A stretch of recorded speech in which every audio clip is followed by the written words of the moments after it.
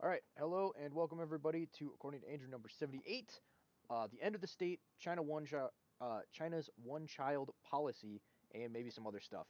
I've been doing random thinking about stuff throughout the week, and I kind of got a backlog of stuff I want to talk about. So today's episode might be kind of all over the place, but for the first part, we're definitely going to focus on kind of some statecraft ideas, things of that nature, great power type stuff. So. One of the things that one of my favorite books that I've read is called "The Rise and Decline of the State" by Martin Van Creveld. Martin Van Creveld is obviously a well-known military historian and kind of certified genius in that space. Wrote a lot about the what's it called? Um, he coined non-Trinitarian warfare, which was then later dubbed fourth generation warfare by William S. Lind, and really helped shape the thought process in that field. But he also wrote a book that I think is very influential and I really enjoyed, and helped me understand the world in a much better perspective, called "The Rise and Decline of the State." And to give some context, the state is a modern entity. I know we contextually call a lot of previous governments states, but it was more of a modern invention, meaning the modern era, which started after the medieval era, which was roughly around 1300 is when that ended, 13, 1400. Um, but this idea of the state didn't develop until after the 30 Years' War, which was with the Peace of Westphalia, which was about 1640, I believe. Um, and in that, it kind of set up some rules. And the reason this came about is because of the breaking of the cycle of feudalism and empire that happened in Europe. So there's this weird thing that happened in Europe where generally how regions operate is there is a local strong ruling party. So in Europe that was Rome. I guess to a certain extent it was Greece before them, but Greece always kind of moved more towards the Middle East, Near East area, more than towards Europe. But Rome was the one that conquered, basically, it was the European regional power until it collapsed, and then we fell into an age of feudalism with the medieval era. And generally, what comes out of that is eventually various political entities will form. They'll fight each other. You'll have a clash like Rome and Carthage did. One of them will come out on top, and then they're the dominant empire of the area until they eventually collapse. And then when they collapse, it goes back into feudalism. You have a lot. You had one central political entity that fractures into a bunch of really small ones. Those small ones then eventually, over time, consolidate power, and then there's usually one grand regional power, grand empire that takes over after that. This didn't happen in Europe, which is kind of weird. What happened instead is that there was those regional powers consolidated power, but they couldn't consolidate um, enough power because of various political pulls. So the people that eventually became the absolute monarchs were fighting four different aspects. So they had their regional nobles that they were constantly vying for political power against. They had the church that they were fighting against. They had the towns, so individual, like basically it's kind of like a city state. Think of Venice is a good example. All the Greek city states are good examples as well, where just these towns with their because in modern days, like our economic system is worldwide and requires all of these massive supply chains and stuff like that. But since things were much more local at the time, you could have a consolidated industry within one of these towns, and that gave it enough economic power to fund militaries and stuff like that to protect themselves and make it hard for a regional king or whatever to take over that area. And so political city states were very powerful. And what was the last one? Oh, money. Because you didn't have fiat money. You couldn't just print debt and pretend like everything was okay and pay your soldiers that way. They actually had to have an income, and they didn't have a great way to tax people. And so the state fixed a lot of these. And one of the things that was an issue of this era was it was very confusing. There was a lot of it was really unclear who was on whose side. You had the borders were an absolute mess, and like you think borders are a mess today, like they were a mess back then. And there was a lot of, because there was no the classic thing is, oh, the state has a monopoly on violence. This was one of the things that was dreamed up in this era because of the amount of clashing and stuff like that that happened over this time period. And it culminated basically in the 30 Years' War, which was kind of a Protestant versus Catholic war. Um, and there was other things that were waged as well during that time period. But that was one of the dividing lines, and you had a lot of smaller factions going to war for various um, political, religious, and economic reasons. Um, and most groups are probably a mix of those three motivations. So you have all this stuff happening, and then it culminates with this idea of, okay, well, we're gonna for the 30 Years' War basically just devastated everyone. It devastated the entire countryside, ruined all the towns, um, made everybody poor. It was a mess. So they're like, all right. And also, you had this thing where, uh, because you're fighting all four of those different entities that I mentioned earlier, the kings were able to, the absolute monarchs were able to consolidate power, but they were only able to consolidate power in a nationalistic scale, right? It was the nation state.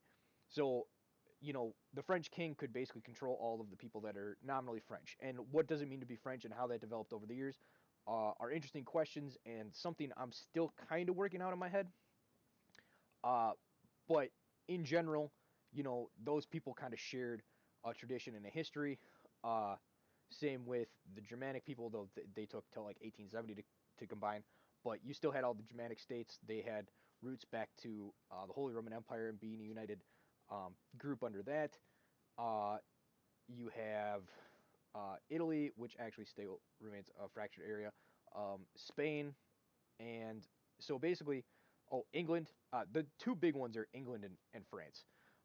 Both those were able to consolidate power fairly quickly when you compare them to all the other powers within the European sphere. But they weren't strong enough to project power and conquer all the other regions within the area. Probably because they kept fighting each other so much, and because England was on an island, it made it really hard for them to invade outside of like the Normans. But that basically kind of was a one-off, and once that happened, they made sure that couldn't happen again, kind of thing. And so you have these two groups kind of going back and forth at each other, and ignoring the rest of everyone else. And it gets to this point where no one, nobody can consolidate an empire in Europe anymore. Everyone's too strong, and everyone has these interests that make it so that they're fighting each other. And I am not recording. That makes me sad. All right, well, we're gonna have to record this back with the D Live stream. I hope I'm capturing this. All right, we're good. Um, so where was I? So yeah, we got all of the. They couldn't consolidate power. Basically, is what I'm saying. There was nobody that could be a singular empire. So what developed out of this was, instead of a one regional empire that would then grow until it became corrupt and then crumble and fall into feudalism, you basically had this race of the great powers. And this is one of the driving things that drove the Europeans to conquer the entire world, colonize everything, and stuff like that. They had to keep trying to one up each other because they're trying to, in a sense, they were still trying to figure out who was going to be the emperor of Europe. And they're constantly going back and forth of, oh, Germany is on the come up, we gotta unite and crush him. And you always had this balancing act where, oh, like the Napoleonic era, right? Oh, France is really powerful. They took over like half of Europe or something like that. But then all of the other states in Europe, it took them a long time, but they united together and they crushed them. Um, and so, you don't have these long-lasting empires like the Roman Empire, which lasted a couple thousand years, right? Or like 1,000 years, depending on how you count it. Um, like the Napoleonic French Empire lasted from like 1790 to 1820, 1815, 1825, something like that, at the most. So 30 years, yeah, sure. In a sense, like he did have an empire for that time period, but generally, when you're talking about empires, like they consolidate power, and no, there's external threats from like, like China had the Mongols or the Huns or stuff like the Huns with not Germany, but Russia. No, not Russia. Rome. That's the word I was looking for. And you have these external threats, but nothing that's like on par. Like, these the states kind of saw each other as peers, saw each other as equals, and that's kind of how, like, yeah, maybe one would be able to conquer the other one, but there was always kind of a constant shifting alliance system where the two weaker ones would team up against the stronger one, which would then crush it, and then one of those two would end up becoming the stronger ones. So then the other two that were weaker would team up and crush that one, and it was just kind of this perpetually cycling thing of the great powers and how that all worked. Um, and so this continues on, and eventually we get to World War One, and we have a confrontation of who's going to be the great power. And it's Germany's just united in 1870. They had their breakout war with the Franco-Prussian War of 1870, where they consolidated and became a nation.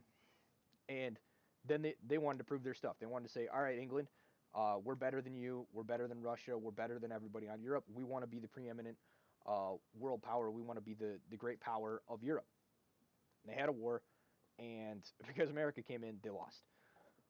Um, then they're like, we want a rematch. World War II happens, lose again, and then we're down to most of the what we would deem great powers are basically wiped out. We only have secondary powers and two superpowers, and that's Russia and America.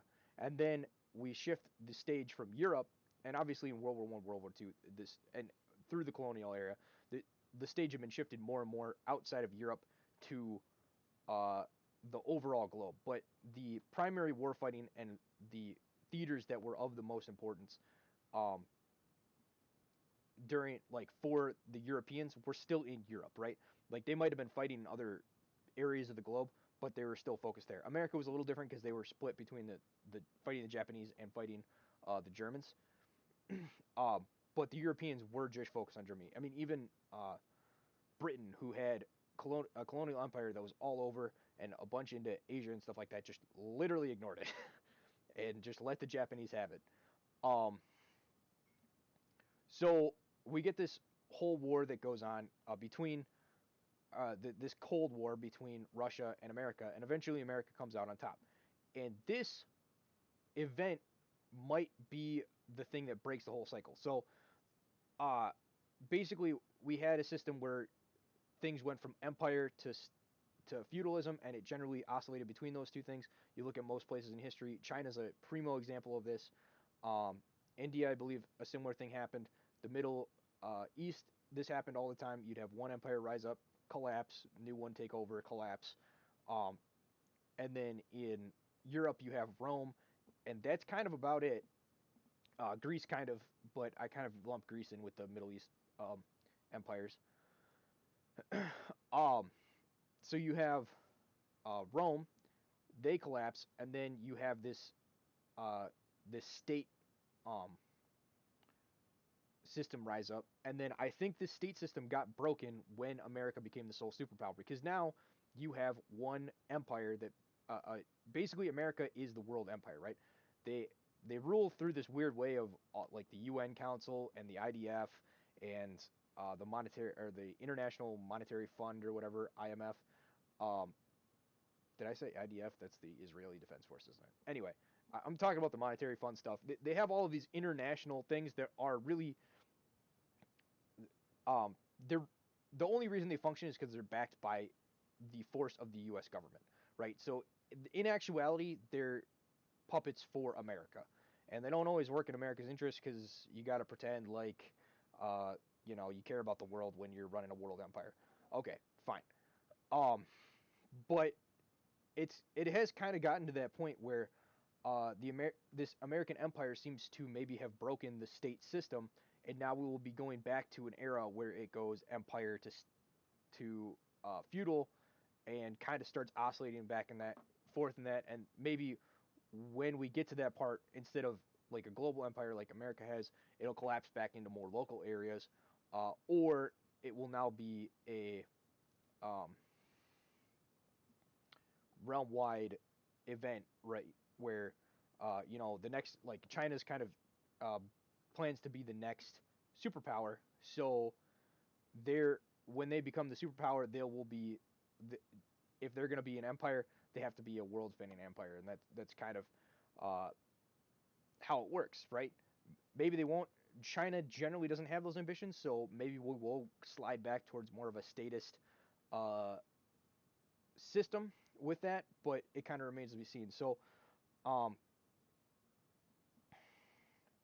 that is kind of what I wanted to talk about. Um, I just want to make sure I covered everything in there. Oh, the other thing that adds this whole idea um, is the fourth generation warfare, right? So generally, you had a giant empire, and the thing that kind of nipped at the edges and caused the collapse of the empires was the uh, the raider, or not the raiders, but the people like the Huns and outside tribes that would kind of come in and raid, and the you couldn't defend from them. And fourth generation warfare is kind of doing this now. Obviously, it's not on the home front that this is happening, but it's still the way that these fourth generation warfare people are fighting. It's more of a skirmish style. It's a lot more akin to kind of these old school, um, uh, not pagan. What is the term for them? Barbarian horde type stuff that causes instability and collapse of the entire system. And so fourth generation warfare kind of embodies that in spirit, not necessarily in how it's performed in a sense. And I think is analogous to how the empire is going to collapse in America, because that's kind of what happens, right? You'll have this fourth generation warfare entity, and they kind of uh, they it just the way fourth generation warfare works is it forces the large entity to overcommit resources and then eventually collapse of its own weight. And that's a lot of how the barbarian hordes worked as well, right? Sure, there was effective militarily to a certain degree and stuff like that, but a lot of it was just trying to plug too many holes at once, and then it collapsing of its own, the empire collapsing of its own weight, as there was just, it wasn't like a whole, it was death by a thousand cuts, right? And that fourth generation warfare embodies that to a T. So that kind of wraps that idea up. Um, as for the one child policy stuff of China, so this is something I was kind of thinking of, is what if the one child Chinese policy was kind of a long con? This, a little dark, I'm going to say that right out, but the idea would be basically that you had this one child policy, and culturally in China, do you want the families want male heirs so they can pass on their name and uh, pass on the family, and that's generally the mentality. So everybody that can only have one kid and has only one kid, it's only if they have a female, they generally killed it, which is horrifying. Um, but so that they'd only have men. Now, the result of this is there is a severe lack of women in China. The thing that benefits China in this regard is now the next couple generations, only the best men, the most alpha, the most um uh the cream of the crop men are going to be getting all of the women. And not in the traditional sense where you'd have an alpha guy that would maybe take several women off the market, but in the sense of there like there's only enough women to basically fill out maybe your alpha and bravo men within the society of China. And so you're basically getting, in theory, you're only getting your best leadership type people to breed. Now, that might be bad because you do need deltas and stuff like that, but I mean, it almost seems positive that it's going to weed out all the gammas.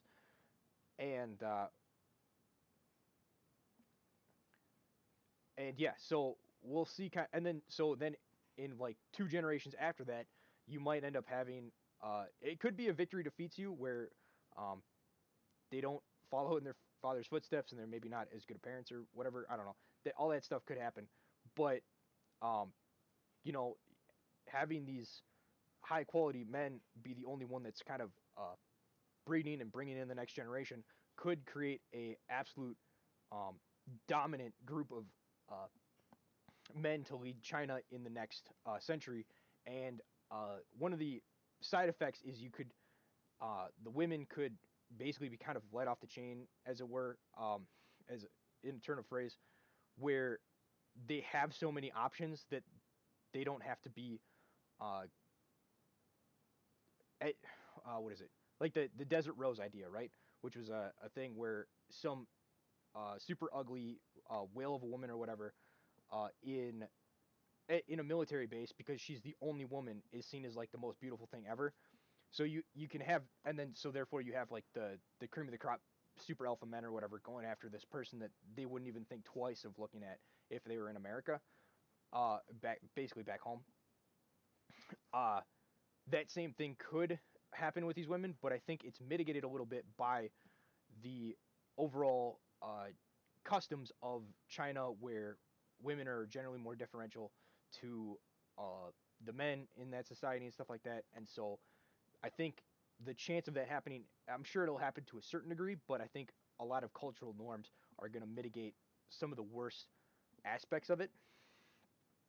One of the big questions is, what do you do with this huge swath of the population which isn't going to be able to marry and pass on their genes? That is a recipe for absolute collapse. Um, and seems like a very risky play by the if this was actually thought out. This seems like a very risky play by the government to create an entire group of people that is going to be disenfranchised just because, and not be able to get married and have a family and have kids and stuff like that because of decisions that their parents made, which then leads to resentment, which then leads to uh, conflict and warfare and civilizational collapse. Um, so that is a problem. I think that is one of the reasons that they're setting up a lot of these like colonies, pseudo colonies, and stuff like that, where they're having people go out because when um, when China has like a port built and they pay a bunch of money to like an African nation or India, or it's not India, but various places to get ports built for their new navy and stuff like that, they don't hire the local people; they send Chinese people there. So that is one way that they could maybe kind of uh, they're just basically going to export all of the men that they are going to potentially topple the empire to areas where they're not in China, and then they'll let them do their thing out there, and they don't really care. They're like, all right, fine, go live your life over there, and so they're gonna end up marrying like the local women. That might cause issues there, but the home front's safe, and that's all the Chinese government cares about, so they're good. And then you'll have kind of a divergence where these Chinese people are marrying, whoever the local women are, so whether that's Africans or Pakistanis, I don't remember where else, Arabs. Those are generally the areas that I've heard them building these naval bases. And so you're going to have like kind of a branch where you're going to have the pure Han Chinese and then the uh, kind of mixed Han and whatever local thing. And so that might cause a schism where they're like, oh, well, we're a different kind of identity now because of the mixing of these two cultures, and they're going to go off and do their own thing because just kind of how America and Britain eventually separated over time. And the Chinese, just kind of their nature and stuff like that, might be totally fine with that. They'd be like, all right, you are a different culture now, so we're fine. Go do your own thing. Poof, good. And we were able to maintain our culture and able to create a couple of generations of absolute legends from which we will now be seen as the preeminent power and conquer the globe and be the superpower of the world. So that's a thing on my China thing. So yeah, that kind of is all I want to talk about. There was some other things, but I think that's a good spot to stop. So thank you everybody who listened, and everyone that's kind of, how do I say this? Uh, Doing your thing, I guess. I don't know. Like, share, subscribe if you liked it, and have yourselves a good day. Goodbye.